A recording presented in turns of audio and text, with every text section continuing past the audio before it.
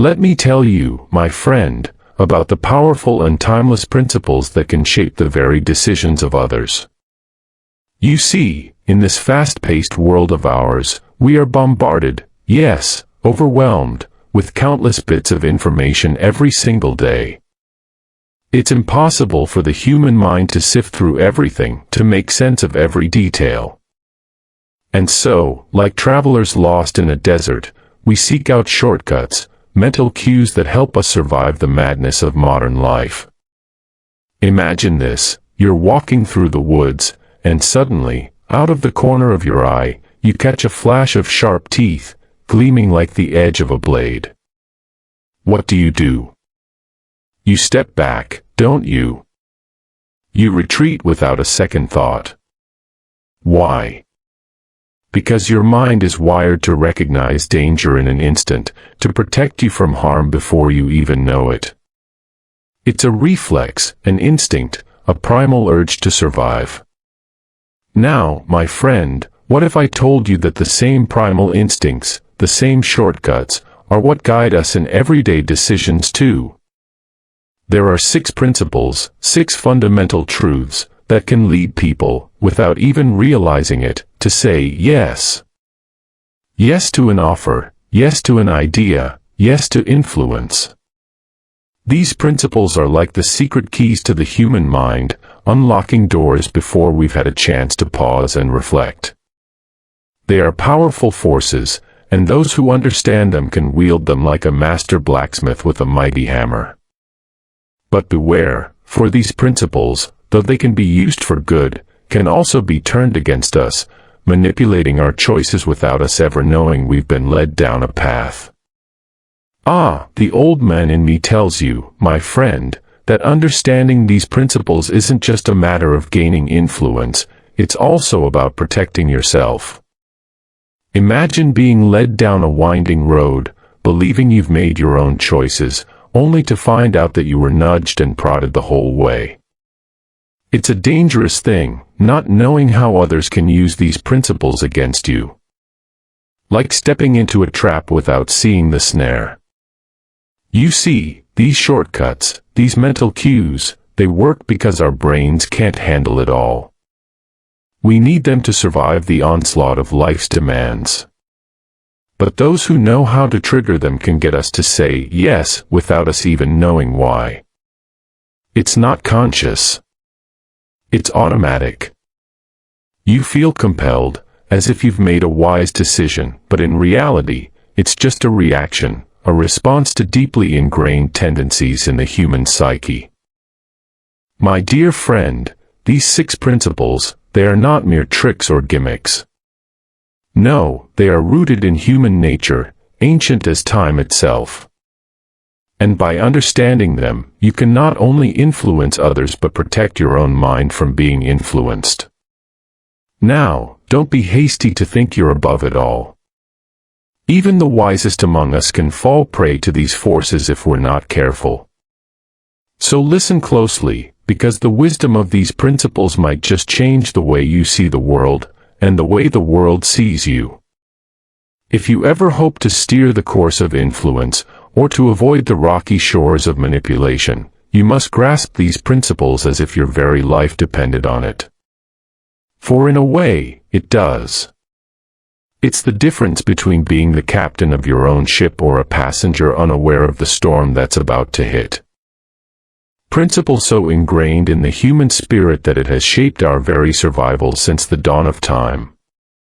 Picture an old marketplace, bustling with merchants, craftsmen, and townsfolk. Now imagine someone hands you a small token, perhaps a sweet treat or a fresh piece of fruit. You didn't ask for it, but you feel it nonetheless, that subtle tug deep within you, urging you to give something in return. You see, reciprocity is not just about gifts or favors. No, it is a force, a bond that ties people together in the invisible fabric of society. And once you understand it, you can wield it like a master. Let me tell you a little secret about this principle. It's as simple as giving, but not just any kind of giving. You must be the first to act, and you must do so without expecting anything in return, at least not openly. Imagine you surprise someone with a small, unexpected gift, a thoughtful gesture, a kind word of praise in front of others. That small act lights a fire of obligation in their heart. Oh, they might not say anything right away, but deep inside, they will feel that sense of imbalance, that subtle pressure to even the scales. And my friend, they will want to repay you, even if they don't realize it. Think about it. You receive a birthday card from someone you hadn't spoken to in years. What's the first thing that comes to mind when their birthday rolls around? You'll almost certainly want to send them a card in return. Why? Because that small gesture creates a sense of duty, a silent agreement that must be fulfilled. And it's not just limited to cards or gifts. The same principle works in all areas of life. Now, in the world of business or work, reciprocity becomes a powerful tool, almost like a currency. You see, when you do a favor for someone, help them out, or praise them publicly, you're not just being kind.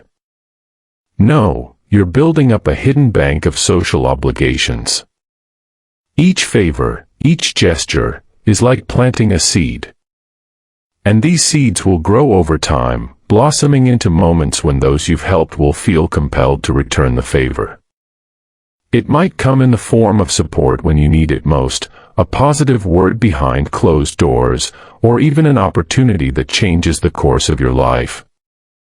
But beware, my friend, for reciprocity must be used with care. Too much, and it ceases to be genuine. People can sense when they're being manipulated, when the gift is given with strings attached. You must give freely, with no visible expectation, and trust that the principle will work its magic in due time. It's the difference between giving a gift from the heart and giving a gift with an open hand, waiting for something to be placed in it. Ah, the wisdom of reciprocity. It's more than just scratching someone's back so they'll scratch yours.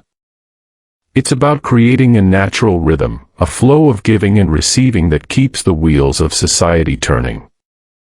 It's why waiters leave a mint with the bill, why a leader might treat their team to a day out before asking for feedback, or why a friend might do you a favor, silently knowing that one day, you'll return the kindness. Remember, reciprocity is a subtle dance, an unspoken agreement that binds us all. And once you master this dance, you'll find yourself influencing others in ways you never thought possible, all without saying a word. A principle so powerful it can stir desires deep within the human heart. You see, when something becomes rare, when it seems as if the sands of time are running out, people want it more, sometimes desperately so. It's in our nature, hardwired into us since the days when survival depended on having what others did not. When food, shelter, or even a tool was scarce, those who possessed it were the ones who thrived. That instinct, my friend, has never left us. Scarcity is not just about things you can touch. No, it goes beyond material objects. It touches our experiences, our opportunities, and our very time. The less there is of something, the more precious it becomes. Think about it for a moment. Why do people clamor for tickets to a concert when they hear it's sold out? Why do shoppers rush to buy items labeled as limited edition? It's because the rarity of these things makes them seem like treasures that, once gone, might never come back. That, my friend, stirs a deep urgency in the heart. From a persuasion point of view, scarcity is like a secret weapon, hidden in plain sight. You see, if you can make someone believe that what you have to offer is limited, whether it's a product, a service, or even your own time, you'll find them rushing to say yes before the opportunity slips away. It's a psychological trigger, an ancient force that compels people to act, not out of calm logic, but out of fear of missing out, fear of losing something they didn't even know they wanted until they thought it might be gone. Take the online marketplaces, for example. When you're browsing for a flight and see the words, "Only 3 seats left at this price," suddenly that trip becomes urgent, doesn't it? Suddenly, you feel like you have to act, because if you don't, those seats will vanish, and you'll be left regretting your hesitation. The truth is, the airline knows exactly what they're doing. They're playing on that principle of scarcity, using it to turn what could be a casual purchase into a now or never decision. And it doesn't stop there, my friend. Look at companies producing goods. How often do you see products labeled as limited edition? From something as simple as hand soap to a pair of luxury shoes, firms create scarcity by limiting how much is available, and we, the consumers, rush to claim these rare items as if they're golden tickets. We don't want to miss out. We don't want to be left behind. Now, let's bring it closer to home, to your own life, your work. What if you could make your own availability scarce? What if people thought your time was so limited, so rare, that getting a moment of it was like catching a glimpse of a shooting star? You'd find, suddenly, that people would value your presence more, that your input would seem more precious. Of course, this is not for everyone, only those who hold power or expertise. For if you try to create scarcity without the leverage to back it up, others may see you as inefficient or aloof. But if done right, this principle can transform how people view you. Scarcity, my friend, it's more than just a trick of the mind. It's a reflection of our deepest fears and desires. The fear of loss, the desire to claim what is slipping through our fingers. And those who understand this principle can influence others in ways that are subtle yet profound. But, as with all power, use it wisely. For once the illusion of scarcity is broken, it's hard to weave the magic again. Remember, it's not about withholding for the sake of manipulation. No, it's about recognizing the value of what you offer and letting others feel that value too, before it's too late. Just like the sands of an hourglass, once it's gone forever. And that, my friend, is the essence of scarcity. Let me take you deeper into the wisdom of authority, this force that, like the towering mountains, stands firm and unshakable in the minds of those who behold it. Authority is not something that one merely wears or claims, it is something that must be earned, built brick by brick through trust, credibility, and the undeniable weight of experience. When authority speaks, it commands attention. When authority acts, others follow. But how does one come to wield such a powerful tool? Let me tell you, it's a dance as old as time itself, and the secret lies not just in what you do, but in how others perceive what you do. Authority, my friend, is woven into the very fabric of society. From the days when a village elder's wisdom could mean the difference between life and death, to the modern world where we instinctively trust doctors, pilots, and leaders, people we see as knowledgeable, skilled, and, above all, reliable. It's in our nature to seek guidance from those who have walked the path before us, who were the scars of experience like medals of honor. And in this trust lies the foundation of influence. You see, it's easy to understand why people trust those in authority. When you're sick and a doctor, wearing that pristine white coat, tells you what treatment you need, you don't question it, do you? That coat is more than just a uniform, it's a symbol of years of study, of wisdom, of lives saved. When you step onto an airplane, you trust the pilot without a second thought. Why? Because that uniform, that set of wings pinned to their chest, tells you they've been trained, tested, and proven capable. Authority, you see, is more than just competence, it's the ability to inspire confidence in others. But here's the deeper truth, my friend, true authority is not self-proclaimed. Oh, no. The moment you start shouting about your own brilliance, your authority starts to crumble like a fragile house of cards. You must let others speak for you. That's the real key. When someone else stands up and says, "This person is the best," it carries far more weight than if you had said it yourself. There's a timeless saying that rings true here: let another praise you, and not your own mouth. The wisdom behind that is profound, for when others lift you up, it feels authentic. Their words echo through the minds of those listening, planting seeds of trust. Consider this: imagine walking into a gathering, humble and quiet, saying little about your own abilities. Then, someone else stands up and announces, this is the person you need to listen to. They have the knowledge and the expertise. Suddenly, the entire room turns its attention to you, and just like that, your authority is cemented without you having uttered a word. Why does this work? Because we are wired to trust the opinions of others, even more so when they seem unbiased.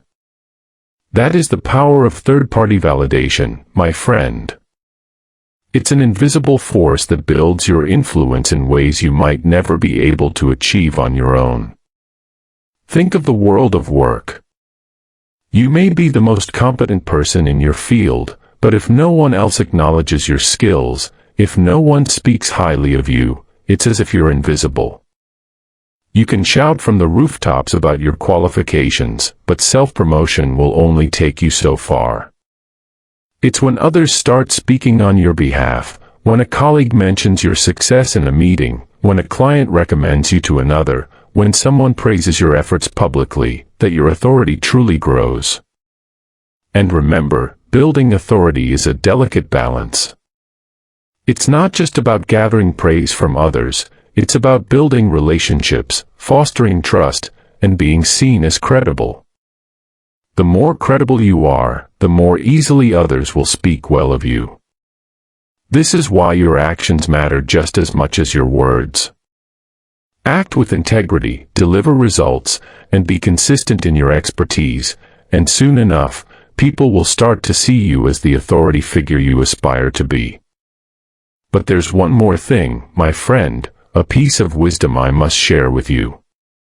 Authority can be a double-edged sword. Yes, it can elevate you, make your voice louder, and give weight to your opinions. But it also comes with great responsibility. When people trust you, when they look up to you as a figure of authority, they are placing their hopes, their decisions, their futures in your hands. That is not something to be taken lightly. You must wield authority with humility, always remembering that your influence can shape lives, for better or for worse. So, my friend, in your quest for authority, do not seek it for its own sake. Seek it because you have something valuable to offer, because your wisdom and experience can guide others toward better decisions, better lives. And as you build that authority, brick by brick, let others speak for you. Let your actions be your loudest voice, and trust that true authority, earned and deserved, will always find its way to you. My dear friend, commitment and consistency, now this is a principle that runs deep within the very veins of human nature. Imagine the pull of a river, gentle at first, but with every drop of water, it gains momentum, becoming a force that shapes the land itself. So too does the power of commitment and consistency guide our actions. We humans, fragile as we may be, have an innate desire to remain true to ourselves. Once we take a step in one direction, we become tethered to that path, drawn forward by the invisible thread of consistency. But, my friend, this is where the art of persuasion comes alive, knowing how to harness this thread, gently pulling it until one small action becomes a mighty wave of commitment. Let me tell you, people are creatures of habit. Once we declare, "I am this kind of person," we strive, how we strive, to stay loyal to that image. If you think of yourself as a kind person, you will act kindly. If you see yourself as responsible, then you'll likely take actions that prove it again and again. Why is that, you wonder? Well, deep down, we all fear the discomfort of cognitive dissonance, that nagging feeling when our actions don't align with our beliefs.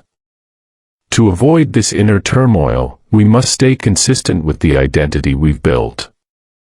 Now, let's bring this wisdom into the world of influence. If I can get you to commit to something, even something small, I have set the wheels in motion. You've taken the first step, and from there, it becomes easier to take the next. It's like dipping your toes into a stream. Before you know it, you're wading deeper and deeper. It all starts with a single, seemingly insignificant act.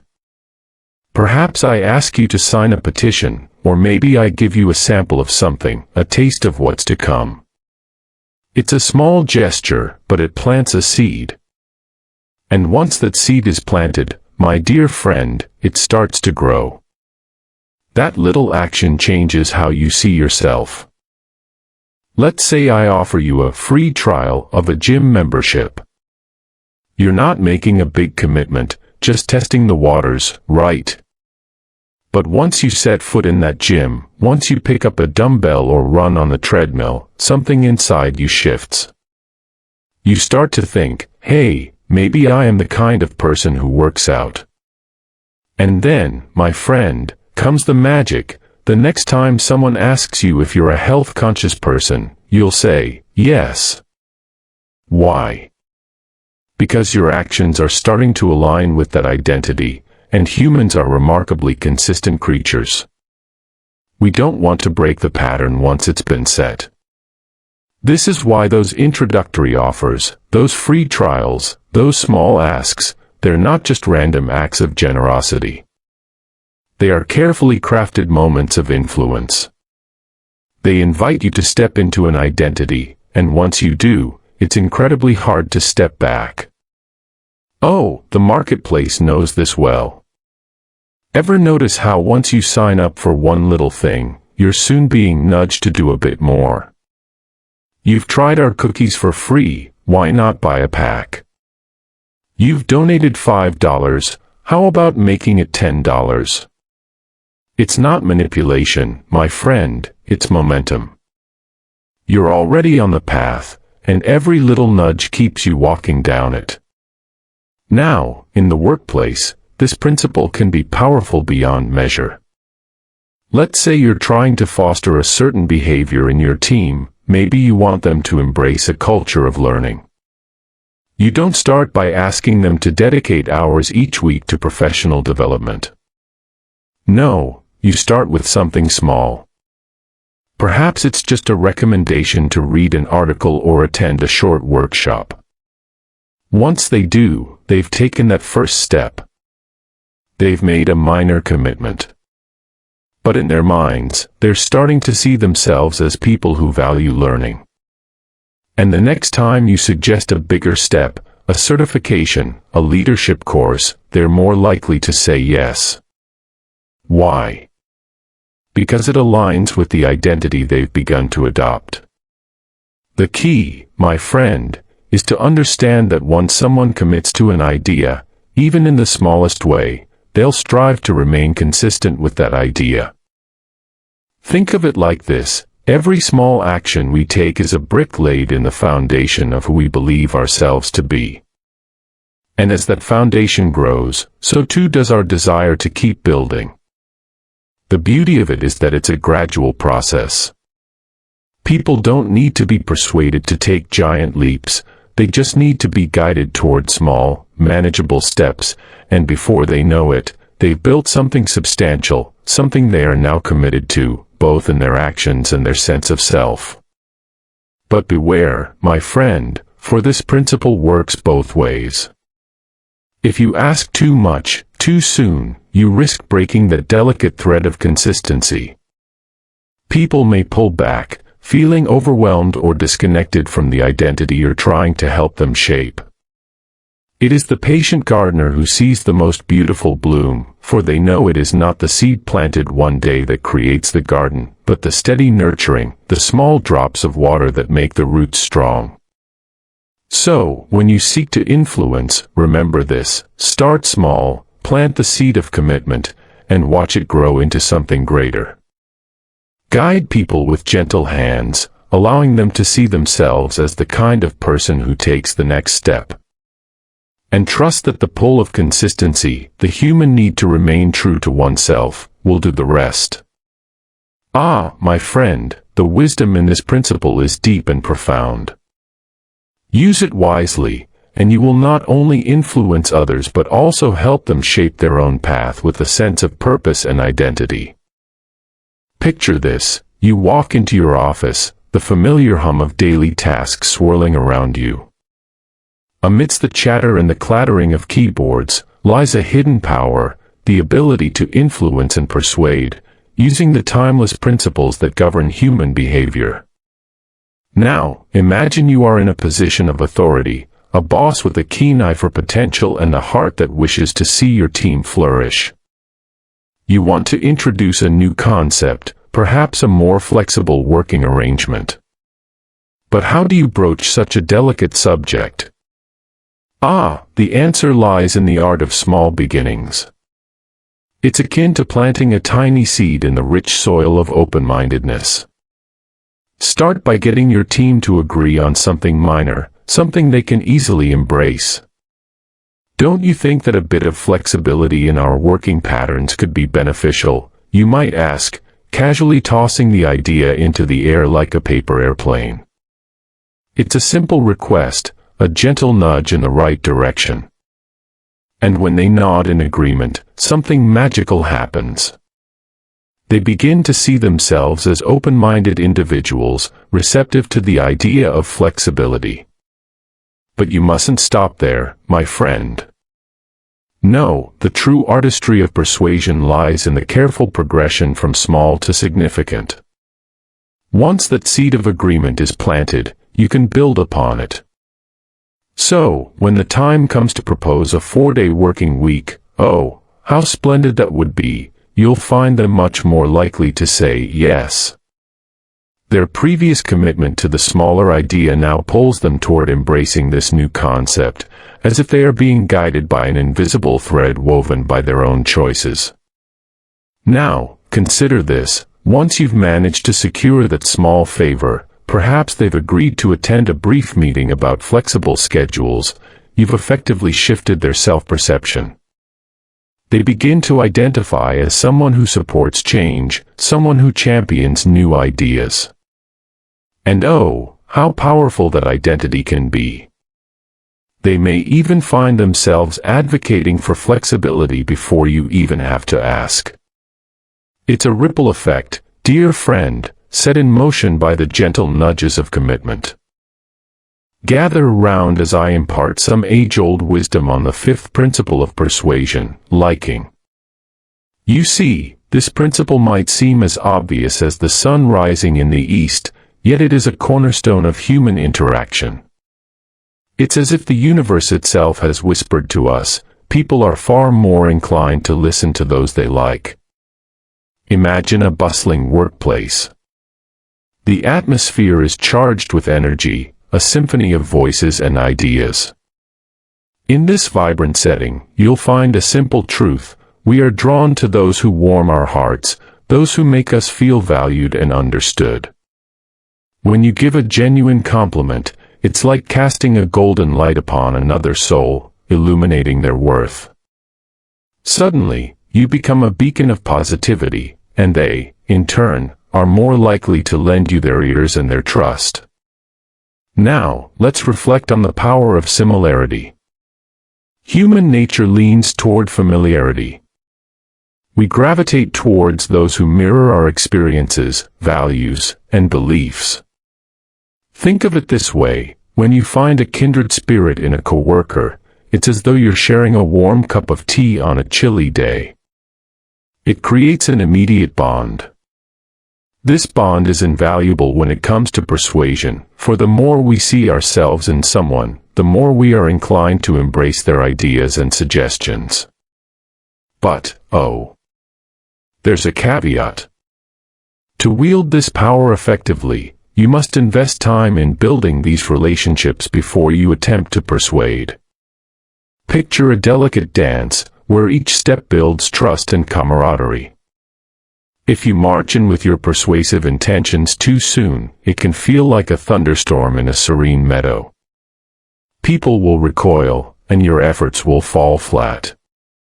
Now, let's transition to the sixth principle, consensus, or social proof. Humans are inherently social beings, aren't we? We yearn for connection, and this principle encapsulates that desire beautifully. When faced with decisions, we often glance around to see what others are doing, seeking reassurance in the choices of our peers. Imagine yourself at a crossroads, and you notice a crowd gravitating toward one path. That sight alone is often enough to compel you to follow. Consider the clever marketing strategy of hotels that proclaim, 8 out of 10 hotel guests choose to reuse their towels. Ah, how powerful this message is. It's not just a statistic, it's an invitation to join a community of environmentally conscious individuals. It gives us permission to be part of something greater, and therein lies its strength. But let's not stop at mere statistics. The more specific the social proof, the more compelling it becomes. 8 out of 10 guests who stayed in this very room choose to reuse their towels. Now that's the magic of specificity. It makes the information feel personal, as if you are part of an exclusive club, nudging you ever so gently toward the decision to reuse that towel. Yet, navigating the realm of consensus in the workplace can be a bit more nuanced. It's not as straightforward as plastering a sign on the wall. No, my friend, it requires a more strategic approach. You must cultivate a reputation and personal brand that speaks volumes. Your colleagues should see you as a trusted source of knowledge and support. Think of it as tending to a garden. Nurture your relationships, share your expertise, and build your credibility. When others see your dedication and hear the whispers of praise about you in the hallways, they'll begin to view you as someone worth following. That social proof, your reputation, will guide them to align with your ideas and recommendations. So, as you venture forth into your workplace and beyond, remember the twin pillars of liking and consensus. Forge genuine connections, celebrate the similarities that bind us, and let the power of social proof guide your interactions. When you embody these principles, you'll find that influence flows naturally, like a gentle stream, nourishing the bonds of understanding and cooperation that enrich our lives.